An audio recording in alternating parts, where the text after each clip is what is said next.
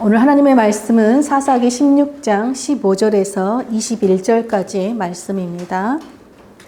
들릴라가 삼손에게 이르되 당신의 마음이 내게 있지 아니하면서 당신이 어찌 나를 사랑한다 하느냐.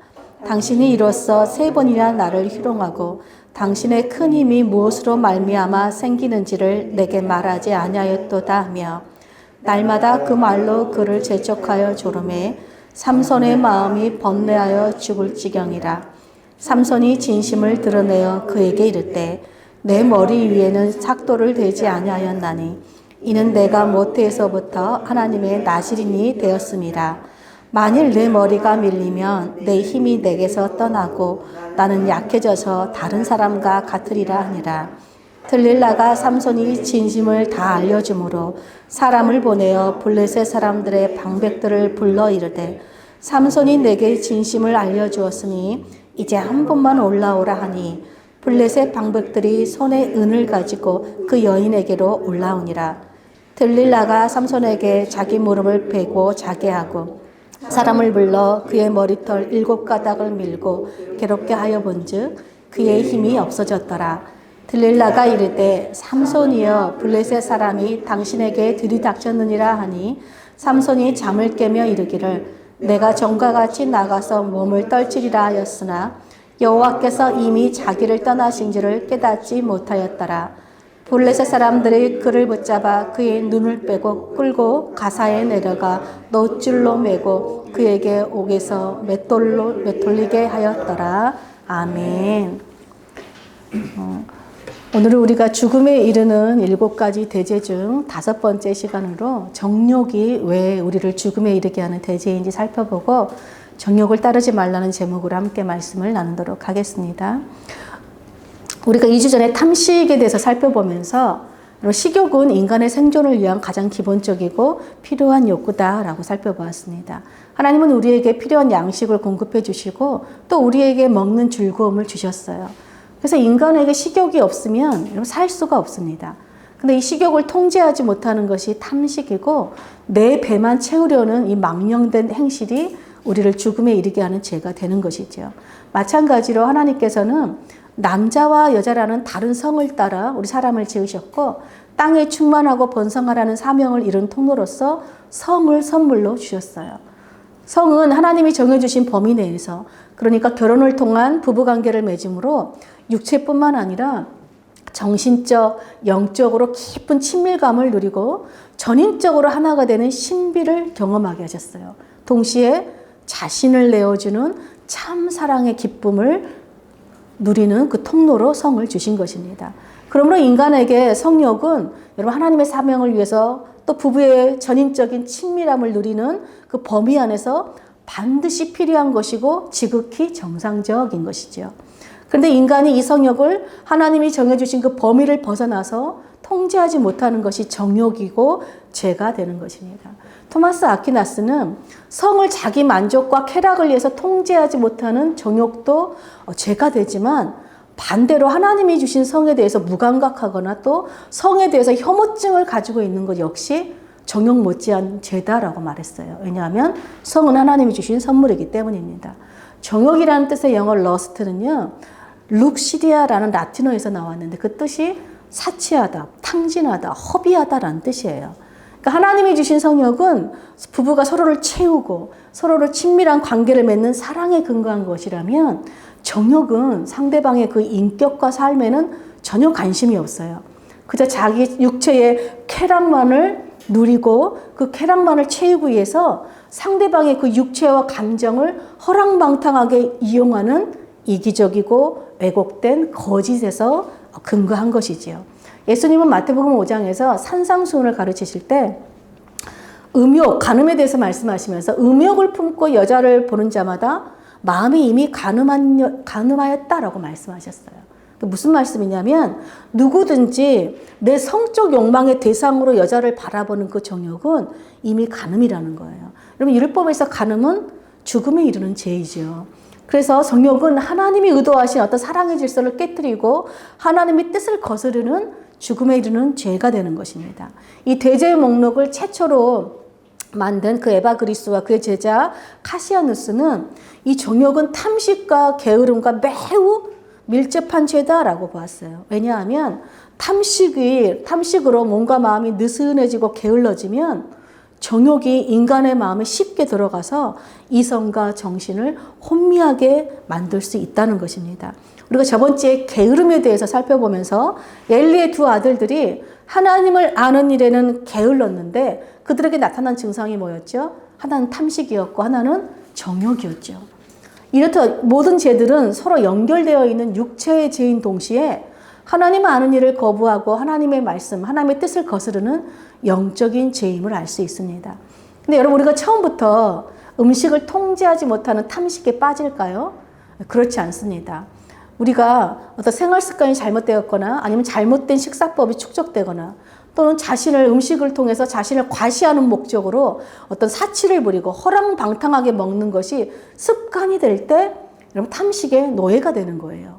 마찬가지로 성을 잘못된 방법으로 성욕을 해결하거나 또 상대를 막 지배하고 이용하려는 목적으로 성을 허랑방탕하게 쾌락으로 즐기는 것이 습관이 될 때 정욕의 노예가 되는 것입니다. 오늘 우리가 본문에 살펴볼 삼손은 바로 자기 정욕을 따라 허랑방탕하게 살다가 마침내 그 죄의 노예로, 정욕의 노예로 떨어져 버린 대표적인 인물이라고 할 수 있습니다. 삼손은 오늘 우리가 읽은 본문의 17절에 보면 스스로 자신이 모태에서부터 나시린이라고 고백을 해요. 그러니까 삼손은 블레셋으로부터 이스라엘을 구원할 사사로 태에서부터 하나님께서 구별한 사람이었다는 것입니다. 나시린은 평생 하나님 앞에 자신을 드리는 사람이고 포도주와 독주를 끊어야 되며 무엇보다 머리털을 밀지 말아야 됐어요. 또 죽은 시체에 접촉하면 안 되었습니다. 그러니까 세상의 모든 더러운 것들로부터 자신을 거룩하게 구별하여 살라고 부르심을 받은 사람이 바로 나시린이었어요.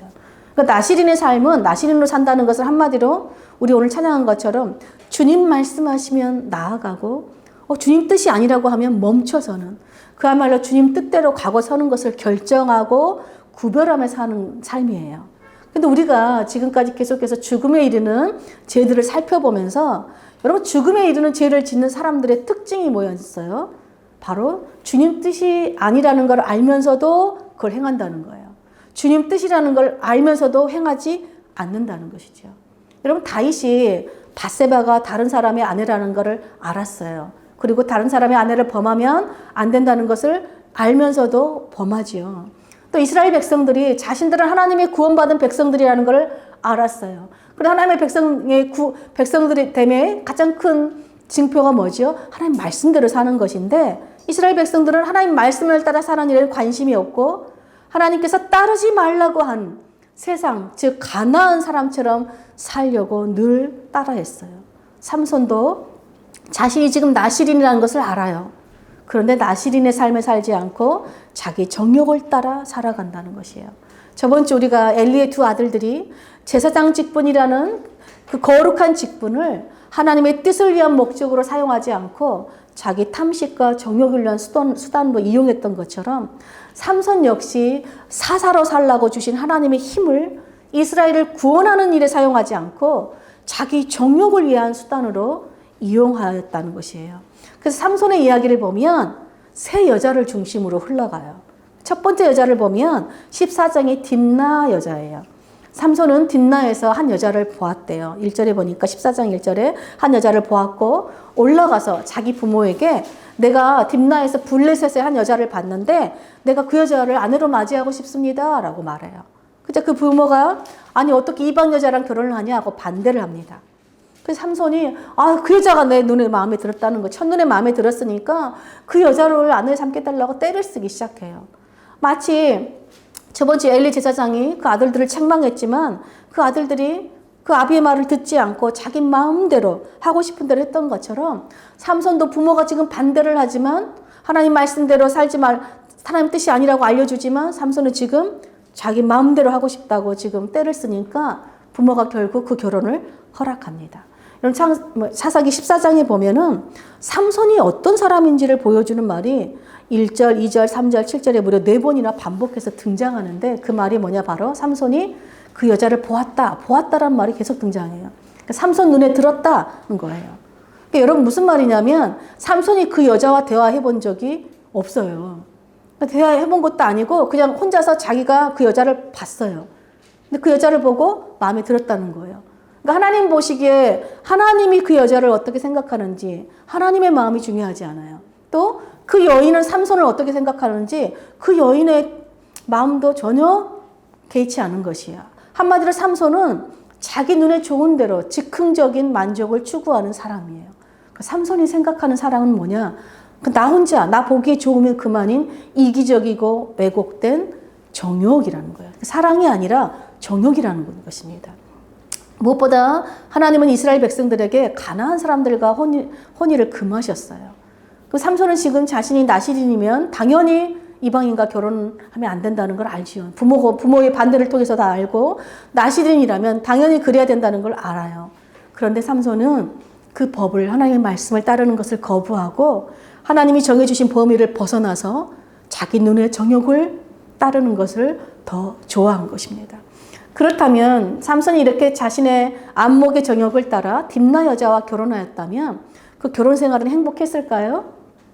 삼손은 자신의 결혼잔치에 참석한 사람들에게 수수께끼를 냈어요. 그런데 그들이 도무지 그 수수께끼의 답을 알지 못하니까 삼손의 그 딥나 여자의 협박을 해서 답을 얻어내요. 그 삼손이 그걸 알고 화가 나서 아스글론 사람 30명을 죽이고 결혼이고 뭐고 그냥 다 없고 자기 집으로 아버지 집으로 돌아가 버렸어요.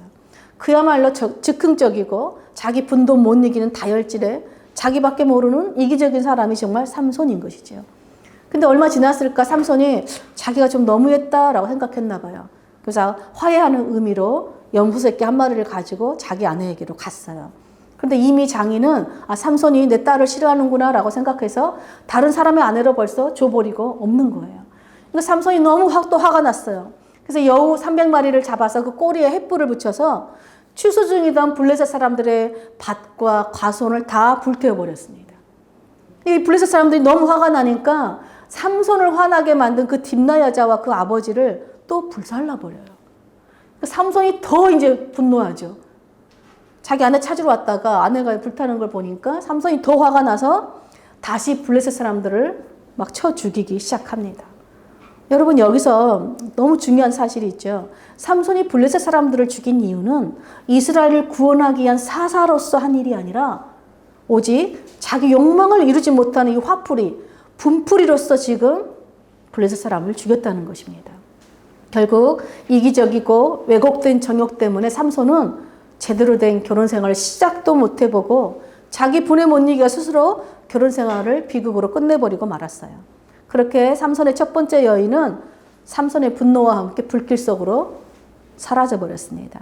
삼손의 두 번째 여인은 16장 1절에 나오는 가사에 있는 한 기생이에요. 16장 1절에도 보니까 역시 이때도 삼손은 가사에 있는 한 기생을 보고 들어갔다라고 돼 있어요. 그러니까 이 말은 무슨 말이냐면 딥나 여인을 봤을 때는 어떤 좋아하는 감정이 생겼다면 이 기생을 보았을 때는 그런 감정 없이 그냥 자신의 성적 욕망의 대상으로만 바라보고 자기 욕구를 충족시키기 위해서 그 여자에게 들어갔다라는 의미예요. 한마디로 무슨 말입니까? 삼손은 점점 자기 정욕을 따라 사는 것이 너무 자연스러운 사람이 되었어요. 즉 습관이 되어버렸음을 알 수 있어요. 그렇게 두 번째 여인은 원나잇으로 끝났어요. 마지막 세 번째 여인이 바로 오늘 본문의 들릴라입니다. 16장 4절에 보니까 삼손이 소렛 골짜기에 들릴라라 이름하는 여인을 사랑하였다라고 기록해요. 드디어 마침내 삼손이 사랑하는 여자를 만난 거예요. 지금까지 삼손은 여인을 일종의 정욕의 대상으로 생각했는데 이 들릴라에게만큼은 다른 여인에게 주지 않았던 마음을 삼손이 주었다는 것이에요. 그러나 불행하게도 이전의 두 여자들과는 달리 자기 마음을 주고 사랑했던 이 들릴라가 바로 삼손을 죽음에 이르게 하는 음녀였다는 사실을 삼손이 깨닫지 못했다는 것이 삼손의 사랑의 비극인 것입니다. 삼손이 들릴라에게 사랑에 빠졌다는 소식을 들은 블레셋 방백들이 들릴라를 찾아와서 매우 치명적인 제안을 합니다. 삼손은 블레셋 사람들과 싸울 때마다 놀라운 힘을 발휘했어요. 하나님이 주신 힘이었죠. 그래서 블레셋은 도무지 삼손을 이길 수가 없었어요. 그래서 지금 블레셋 방백들이 들릴라에게 삼손이 도대체 그 큰 힘의 비밀이 무엇인지 알아내고 어떻게 하면 삼손이 힘을 못 쓰게 하는지도 알아내면 각각 은 1100세겔씩을 주겠다고 약속해요. 블레셋이 5개의 도시로 구성되어 있으니까 5명의 방백들이 각각 1100세겔씩을 주면 5500세겔이 되겠죠. 여러분 이 당시 노동자의 1년 수입 연봉이 얼마였는지 알아요? 적게는 5세겔에서 많게는 15세겔이었어요. 근데 여러분 5500세겔이면 한 400년어치의 먹고 사는 돈을 지금 주겠다고 하는 것이죠. 굉장히 거부할 수 없는 큰 돈을 지금 들릴라에게 제안한 거예요. 여러분 누가 만약에 내가 100억 줄 테니까 사랑하는 사람을 죽이라 그러면 여러분 정상적인 사람이라면 그렇게 하겠다고 할 사람이 있겠어요?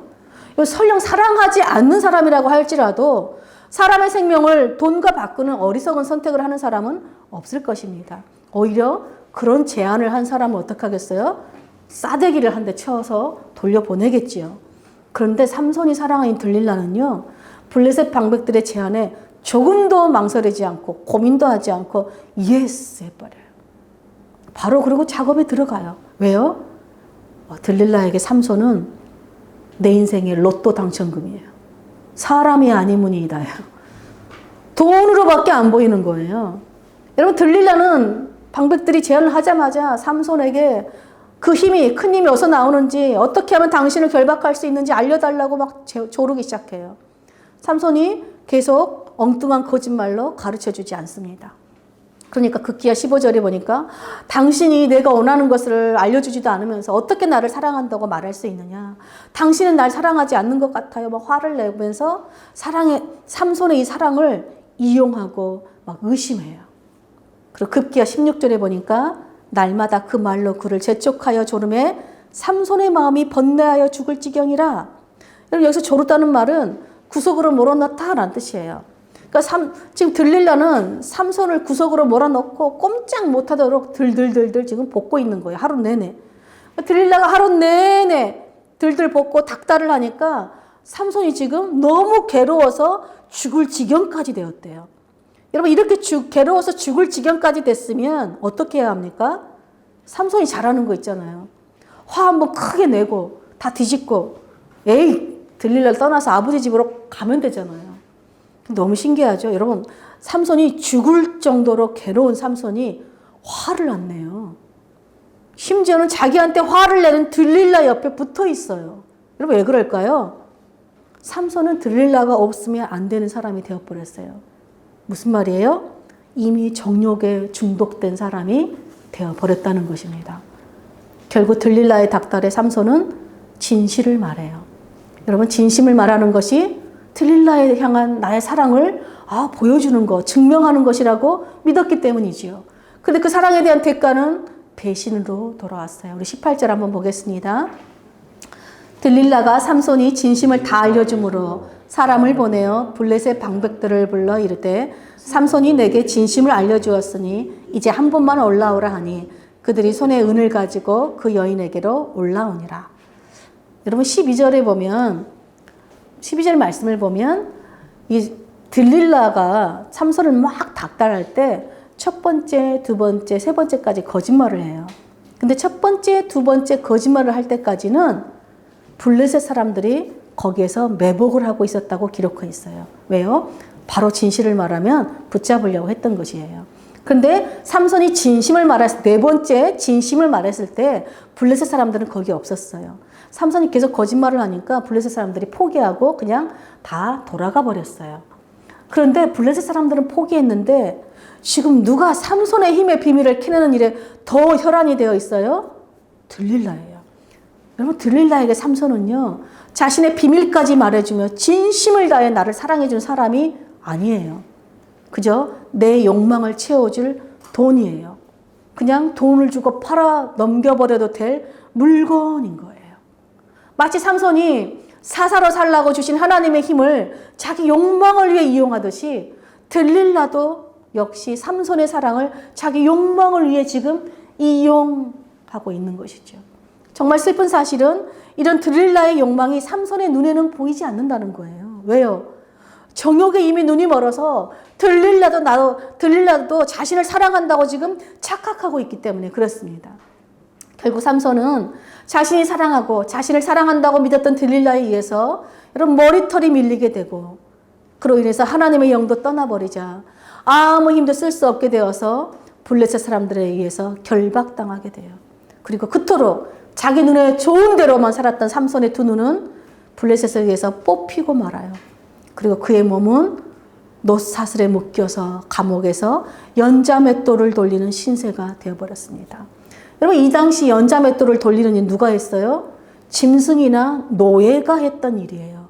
삼손은 정욕을 따라 살다가 마침내 정욕의 노예로 전락해버린 것입니다. 여러분, 정욕을 따라 사는 것은요, 곧 본능을 따라 산다는 것은 그 짐승이라는 것입니다. 근데 여러분, 이 들릴라가 누구일까요? 바로 여러분, 내 중심으로 살라고, 내 정욕을 따라 살라고 유혹하는 악한 세상이죠. 잠언 기자는 악한 세상을 온갖 달콤한 말과 거짓으로 호리는 음료로 비유했어요. 그러면서 음료를 따라가는 것은, 즉 정욕을 따라가는 것은 소가 도살장에 끌려가는 것과 같다. 벌을 받으려고 쇠사슬에 매이러 가는 것과 같다.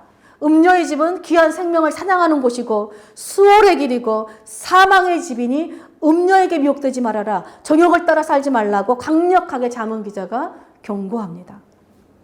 몇 년 전 제가 한 중독에 빠진 한 자매와 상담을 하고 성경 공부를 한 적이 있어요. 감사하게도 지금은 그 자매가 중독을 끊고 지금 하나님을 잘 믿고 있는데, 대부분 중독자들이 하는 말들이 있어요. 나를 망가뜨린 중독이 싫어야 하는데 싫지가 않다는 거예요. 무슨 말이에요? 술을 먹으면 내 몸과 영혼이 망가지고 내 인생이, 내 가족과 관계가 다 거덜나는데도 술이 좋아서 떠나기 싫대요. 술이 없으면 살 맛이 안 난대요. 벗어나고 싶은데 벗어나기 싫은 것. 나를 너무 괴롭게 하는 것은 있는데 떠날 수 없는 것. 이것이 바로 우리를 죄의 사슬로 묶고 짐승처럼 노예처럼 살게 하는 들릴라라는 정욕이죠. 여러분, 우리 안에도 혹시 끊어야 하는데, 내가 이러면 안 되는데, 이거 습관 고쳐야 하는데 하면서 여전히 끊어내지 못하는 거 있어요? 그것이 바로 우리 마음과 시간과 물질을 빼앗고 우리 눈을 멀게 하는, 그래서 마침내 우리를 죽음에 이르게 하는 들릴라라는 것입니다. 어떤 사람은 삼손처럼 왜곡된 성적 욕망이 들릴라일 수 있고, 어떤 사람에겐 돈이, 술이, 성공이, 게임이, 명예나 권력이 들릴라일 수 있습니다. 그렇다면 이렇게 나를 죽음에 이르게 하는 치명적인 독인 이 정욕에 빠지지 않는 길은 무엇일까요? 이 정욕의 소나기에서 벗어날 수 있는 길은 무엇일까요? 오늘부터 술 마시지 말아야지. 포르노 보지 말아야지. 돈 움켜쥐고 살지 말아야지. 이렇게 결심하면 정욕에 빠지지 않고 벗어날 수 있을까요? 우리가 이렇게 마음을 먹는다고 절대 들릴라를 떠날 수 없어요. 여러분, 들릴라의 정욕에 빠지지 않고 들릴라로부터 벗어날 수 있는 길은 오직 하나입니다. 바로 진짜 진실하고 순결한 사랑을 받아들이는 거예요. 여러분, 진실하고 순결한 하나님의 말씀을 사랑하고 그 말씀대로 따르고 그 말씀을 가까이 해야 돼요. 그럼 말씀을 가까이 해야 정욕을 가까이 하지 않는 거예요. 말씀을 가까이 해야 우리가 죄를 가까이 하지 않는 것입니다. 잠언 기자와 우리 시편 기자는 여러분 정욕에 빠지지 않고 정욕에서 벗어날 수 있는 지혜를 우리에게 알려주는데, 우리 잠언 7장 1절에서 5절까지, 그리고 또 시편 119편 9절과 11절을 우리 다 함께 큰 목소리로 한번 읽겠습니다. 내 아들아, 내 말을 지키며 내 계명을 간직하라. 내 계명을 지켜 살며 내 법을 내 눈동자처럼 지키라. 이것을 내 손가락에 매며 이것을 내 마음판에 새기라. 지혜에게 너는 내 누이라 하며 명철에게 너는 내 친족이라 하라. 그리하면 이것이 너를 지켜서 음녀에게 말로 오리는 이방 여인에게 빠지지 않게 하리라. 우리 시편도 읽겠습니다. 청년이 무엇으로 그의 행실을 깨끗하게 하리까?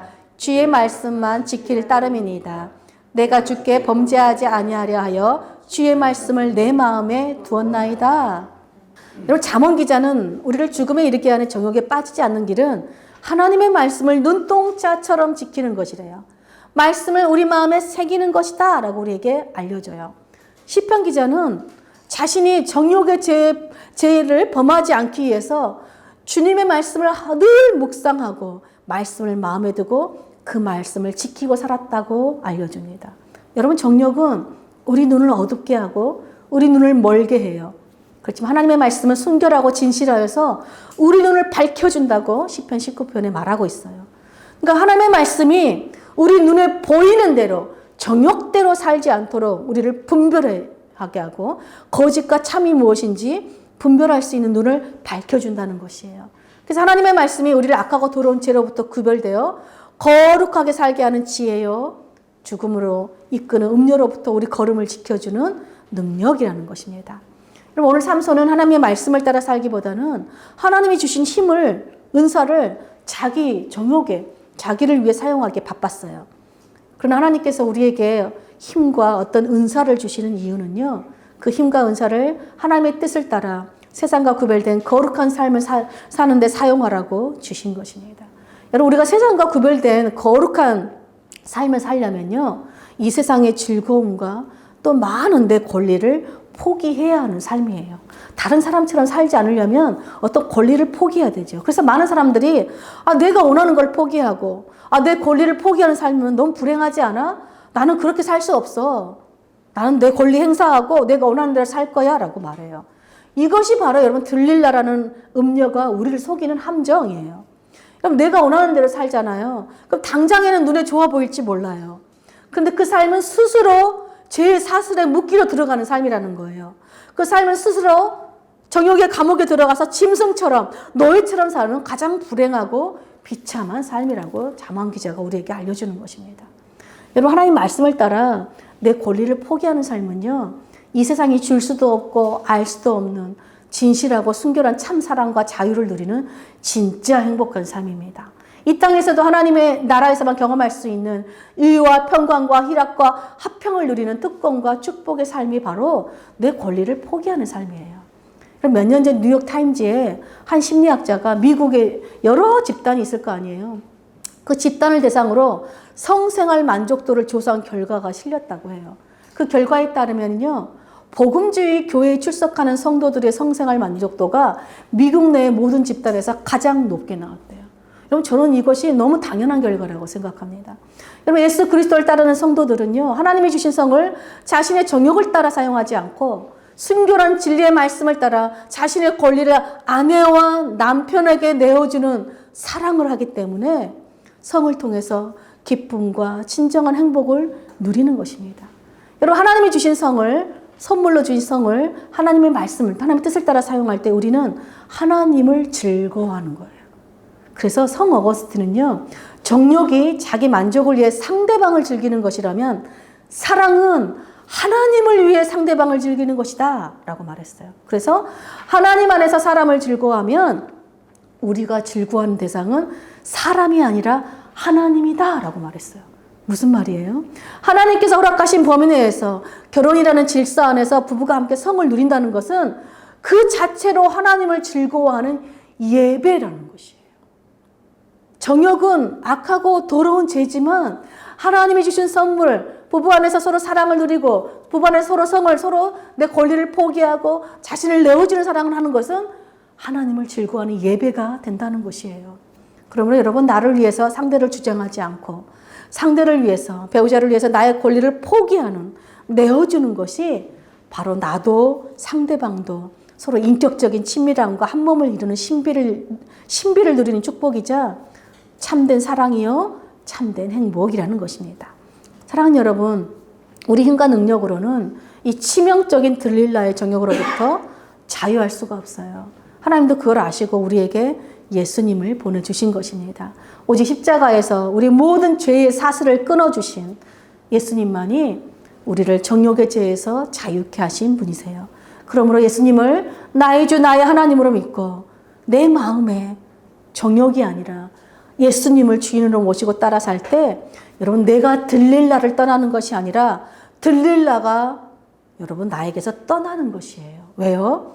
들릴라는 성령의 사람, 말씀의 사람과는 함께 살 수 없는 여인이기 때문에 그래요. 죄는 죄와 여러분 정욕과 성령은 서로 함께 할 수가 없기 때문에 그렇습니다. 그러므로 예수 그리스도의 십자가의 복음, 하나님의 그 순결한 말씀만이 우리를 모든 죄의 정욕에서 빠지지 않도록 지켜주는 하나님의 지혜와 능력인 것입니다. 그러므로 사랑하는 여러분, 정말 부지런히 게으르지 않게 이 하나님의 말씀을 마음에 새기고 이 말씀을 가까이 하고 이 말씀을 사랑하고 이 말씀을 마음에 충만하게 채우시길 축복합니다. 그리고 내 삶에 정말 주님의 말씀이 합당한 삶인지, 내 걸음이 주님의 말씀에 합당한 걸음인지 살피고 그 말씀에 우리 자신을 복종시키는 삶을 사시기를 축복합니다. 그래서 우리를 죽음에 이르게 하는 거짓되고 왜곡된 정욕을 따르지 말고 우리를 생명으로 이끄고 그리고 진실하고 순결한 하나님의 말씀을 따라 신실하고 진실하게 거룩하게 내 배우자를 사랑하고 이웃을 사랑함으로 하나님을 즐거워하고 하나님을 예배하는 저와 여러분 되시기를 간절히 축복합니다. 아멘.